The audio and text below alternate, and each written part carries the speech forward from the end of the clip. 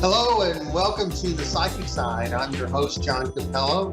We're here and delighted to be on the A1R Psychic Radio Network, Moonstruck TV, and a whole bunch of other places. So we're happy that you're here joining us today.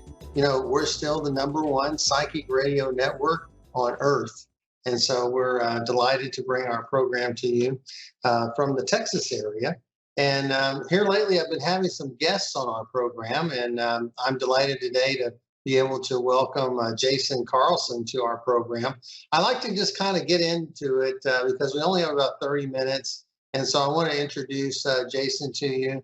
I haven't known Jason that long, but my association with him has been great. And Jason is with the Holistic Fair in Fort Worth. And so I'd like to just have Jason kind of introduce himself to us and find out a little bit more about him and find out how he got on this spiritual path that he's on with owning the Holistic Fair, which has been around forever. So welcome, Jason. Can you just tell us a little bit about your journey? Sure. It's been about 15 years. So just my quick background further back than that is I grew up a Southern Baptist, and my family moved here to Texas so my dad could attend the Baptist seminary here in town. So that's how we ended up in Texas, and that's was my belief system growing up and what I was taught. And then when I was in my mid-20s, I made a decision, first big kind of life decision, to step out there and own some things. And I came out of the closet then and decided to do that. And I didn't know how that was going to be received, but it went pretty good. But so that's when I first made a decision like that. And of course, then if you would have asked me at the time, after that, I wasn't going to church. I was taking a break from that. And I probably would have told you something like I was mad at God, which I think is kind of normal when people tell stories like that. But now I would not say that. I would say I was having issues with traditional church. So I'd taken a break from church and stuff like that, and ended up here in town being guided to Unity Church at the time, and it was a metaphysically based church. So I started going there and started learning about metaphysics. All of that was way over my head at the time, and it was a very exciting time for me, and that was a great place to start building a foundation and learning about that. And then one day I was in the service, and at the end of the service, people were standing up giving announcements on events they were having at the church over the next week. And one of those people that stood up, her name is Carol Lee. We were both going to that church at that time. And she announced she was giving a class at the church over the next 6 weeks called The Gathering of Angels. So even though I'd grown up in church and been in church constantly, I had actually never met anybody that's ever talked about anything like that. Yeah, I found out that, I didn't grow up Baptist, but I was told that Baptists don't believe in angels, and that was really foreign to me. Is that right? Baptists don't believe in angels, or what? I can't even answer that question, but I don't ever remember it even being talked about. So I don't know if I don't know about that part of it, but I thought it was kind of interesting that when I sat and thought about it, well, I've never met anybody like this or that's talked about that in church. Yeah. So she introduced you to angels, and she had a class about them, and what did she say? And what was it must have moved you quite a bit to have this experience with angels.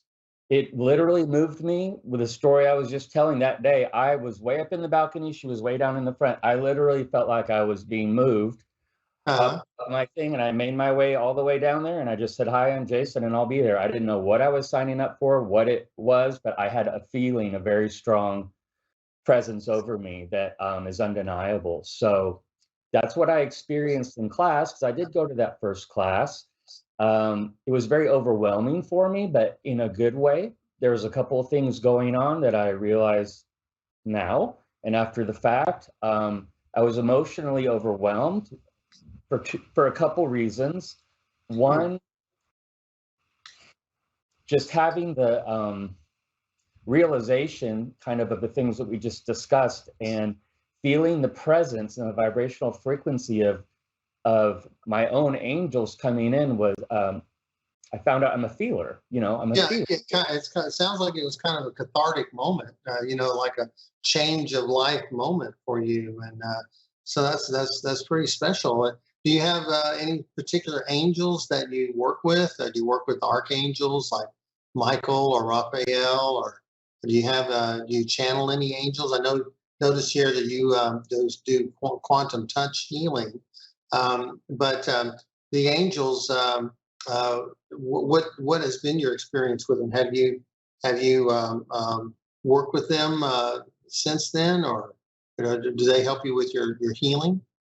Yes, yes, and yes. Hmm. Um, yeah, it was very overwhelming at first. I spent a lot of time crying and kind of releasing, and also being able to adjust myself over time to their vibrational frequencies so I can work with them closer. And in the Gathering of Angels class that I was in and that I now teach, also, it's a very specific class. It's about our own angels that are assigned to us for this lifetime with specific roles. It's not just about all angel connection or any psychic connections like that. It's very specific. And I like to say it's about teaching us how to be a healthy spiritual practitioner and things that would fall under that category, which I think are important. So to answer your question, yes, I do work with the Archangel Michael, and yes, there are a few archangels on my own personal team, also some ascended masters as well. It doesn't all have to be angels, Yeah, yeah, of but we course. find that out, and it's been life changing.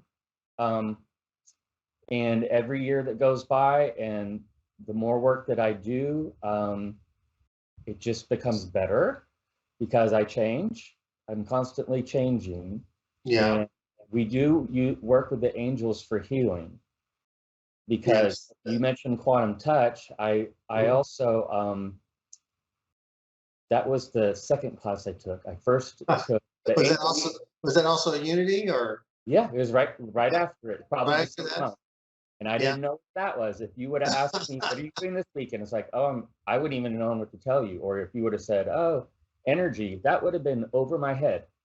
Or healing, I didn't understand any of that then because I was never exposed to it. But I could feel the experience also in class with that. I could feel the energy and I could sense and perceive. That's what needed to be fine tuned over many years. Well, Uh, did your family accept what you're doing? Because I know your mom helps you in at the holistic fair. I want to get to that in just a moment, but it sounds like this is a kind of a family experience. So did your family accept the fact that you were working with angels and that you were dealing with quantum touch healing? yes and Yes, no. yes and There, no. I would say that we would have to separate my immediate family and there would be different answers. So, Okay. um, honestly, my mom is the one that introduced me to Unity Church. So she Yeah. helps me now and has been in classes over the years. The rest of my family, honestly, they don't understand, and I haven't talked a lot about it because It's just there's no sense in causing a controversy. I understand. I that, understand. yes, But that's why we're the psychic side, because we always hear so much, and I hate to say negativity towards the kind of work that you're doing and the kind of work that I do. And what I try to do is I just try to make things as grounded as I can be and let people know that the work we do is it's really natural, because yeah, all faiths, especially Christian faiths, they believe in the continuity of life, and they believe that there's something out there after we no longer our soul no longer supports the body, or the body no longer supports the soul. And so to have that as an acceptance should open the door, I think. But I can't speak for everybody. But it kind of opens the door to other possibilities and possibilities of angels and possibilities of healing. We hear so much about casting demons out of people, and that's strong in some Christian faiths. So there's got to be something to this power that God or the Creator works through us they believe in it too. They use different terms, don't you think? That's what I've found. Yeah, And being able to speak the same language with somebody, sometimes it translates and sometimes it doesn't. yeah, And it is what it is. Just like when we were talking about family, it's like it's just speaking a different language. And sometimes I just don't feel like that I need to be justifying myself too much. I'll give it an effort, but if it's not really being understood or received, I'll just let it be. yeah. I had a little bit of that with my family, but not too much. They left me alone. But because what, we've always believed in angels, and we didn't get so much into things like Reiki and quantum touch and stuff like that. But we always did believe in angels. But it sounds like it's been kind of a courageous endeavor on your part to kind of uh, buck the trend in your family, and because that's always hard to do. Those people that are closest to you, those people that you trust implicitly, and then suddenly you have a different idea. Not to be hateful to them or anything, but it's just a matter of you were kind of called to growth. Growth in a different direction, and so that's to be admired that you've had such courage, and then to go out further, and then create your own business. Is this the only business that you have with the holistic fair, or what else do you do besides the holistic fair? Well, that's a good question. No, it's not the only business I have. This journey started 15 years ago, the one I've been describing, Uh-huh. 2008. Hmm. Remember 2008, it was an interesting time business-wise, and I actually went self-employed that year. Was a Okay. big decision, but I was guided to do that, and I have a mailing business, so I do provide mailings, bulk mailing services for other companies and businesses, and I was starting that also at the same time. So I was stepping out in every area of my life, and it was very scary, to be honest with you. Yeah, yeah, Um, but I am a determined person, and if I put my mind to it, and I am being pushed in a direction, it's just a matter of time. I will do it. It's not yeah, really yeah. a question of if I will, it's when and how.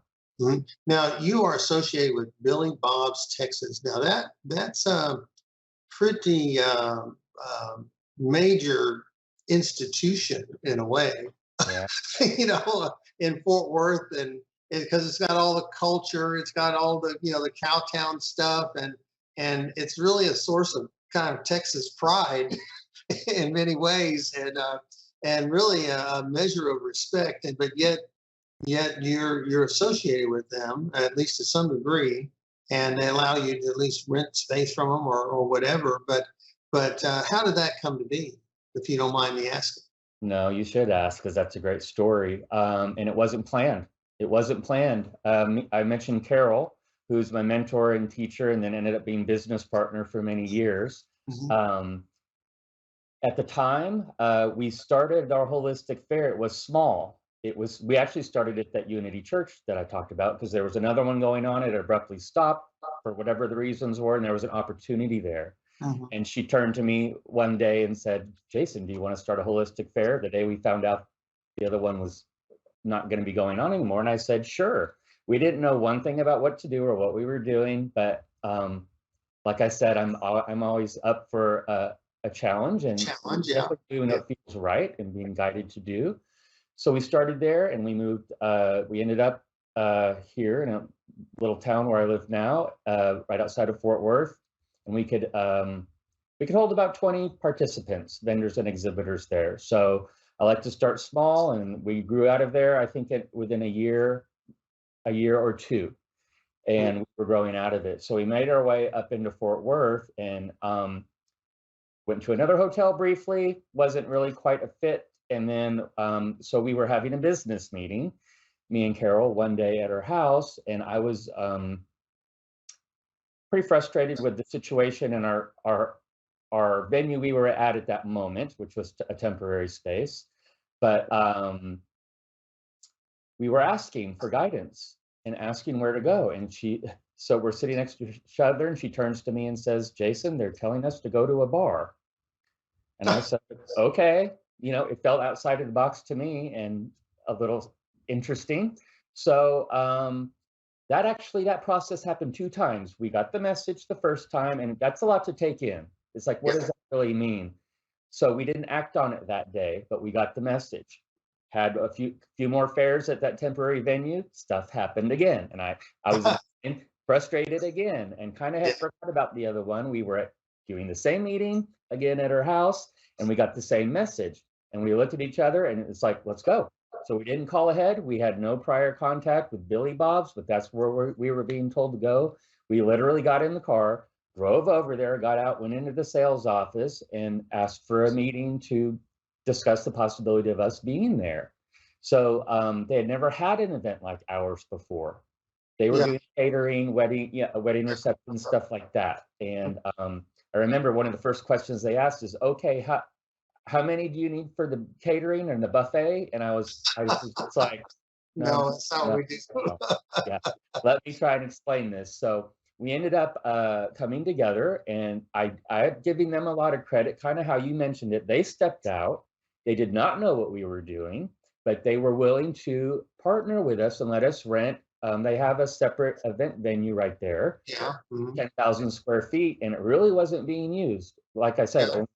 only for once in a while a wedding reception. So we really were able to use that space. Um, we moved our schedule to every 2 months. So we had 6 of those events a year, every other month, which has worked out great. And they let us kind of do our thing there. So I got familiar with how to use that space in the best way over the years. And I like to experiment a lot. I threw a lot of things at the wall to see what would stick and what wouldn't. And we've been there now at that space about 10 years. Yeah. Well, So it's a great space, and there's always traffic. You got people going to Billy Bob's as an attraction, and then they come over to your fair, and lots of good vendors there as well. So I've enjoyed my time there. I've met a lot of people and a lot of tourists. A lot of people come from Dallas and Plano and Frisco, and just people that have a curiosity about Billy Bob, which is huge. I didn't realize it. I'd never been there before. It's just absolutely huge. And then people can go to the stockyards and other venues, but it seems like it's a nice addition to Fort Worth, and so that's great. So I'm really happy to be there, and I want to be able to add something to it. So that's what I'm trying to do. So do you have any future plans for that particular for your fair? Or are you going to maybe increase the number, or maybe do some fairs and another place, since you only do them every other month? You know, maybe have a different venue for the other months that you're not working, or do you have any ideas on that in that regard, or what do you have? What are your future plans?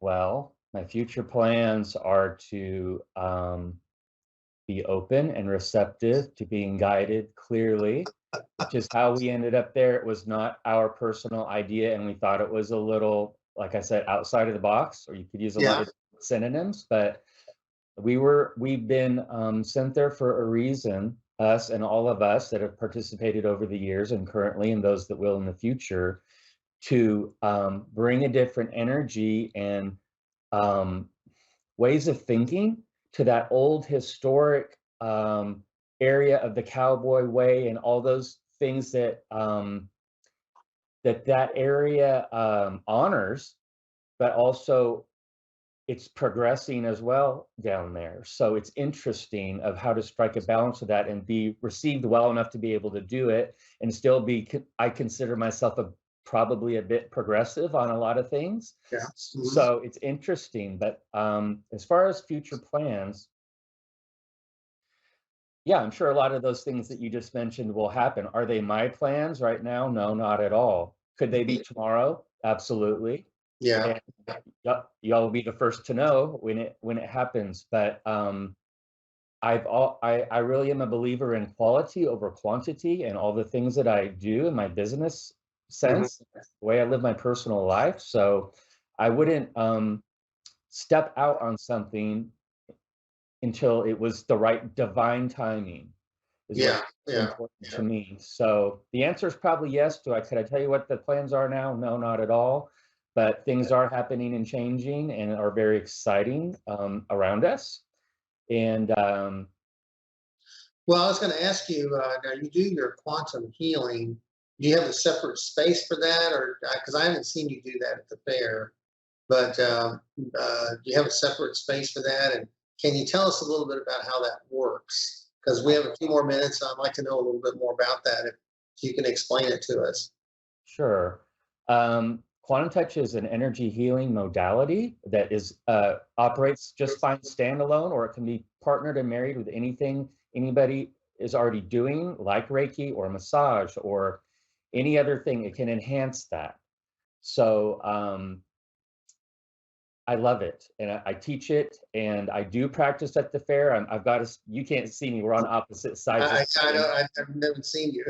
Yeah, I'm off in a corner, kind of by myself because it works good for me. But I do offer practice sessions there, and really, when I'm at the fair, I want to introduce people to things like quantum touch and the angels, and then talk about the classes that I offer with those things and how that would help them. And I want to understand what their needs are. What do they know already? Are they already a practitioner of something? And then how I want them to understand how this can help them personally if they're so guided to go down that path. Where do you do your classes? Different places, sometimes at home, sometimes at a school, sometimes at a metaphysical center. And I experiment with that. And again, I ask for guidance when putting my calendar together. So different places, but quantum touch is, I've always stuck with it. I have learned other things, not a whole lot over the years, but I have learned this and that and lots of other things. And really what I've come back to for me personally, I've never left quantum touch and the angel work. It's because I have never felt a lack there. And not only that, but it offers some things that other modalities don't. And like breath work is a part of quantum touch level 1, which that can connect the dots for a lot of people when in their own practice of energy healing or whatever they're doing, or massage as an example. But we work with the scientific principles of resonance and entrainment. So in quantum touch, we work with intention, just like a lot of modalities do. They keep things universal. They talk about if you would like, you can work with help from above, whatever that means to you. Well, you know what that means to me at this point in the conversation. And I do take the opportunity to use the work that way. And we do incorporate, my angels in the healing. So it's healing with angels. It sounds like you're truly a man of faith, because you have faith in your angels. You allow them to channel through you, because it takes a person with great faith to be able to allow an angel to work with you, or a guide, like you were saying, other healing modalities, or other healing entities, if you want to call it that, and to be guided to do your work where you're called to do it. Takes a sensitive person. It takes a very special person. It doesn't.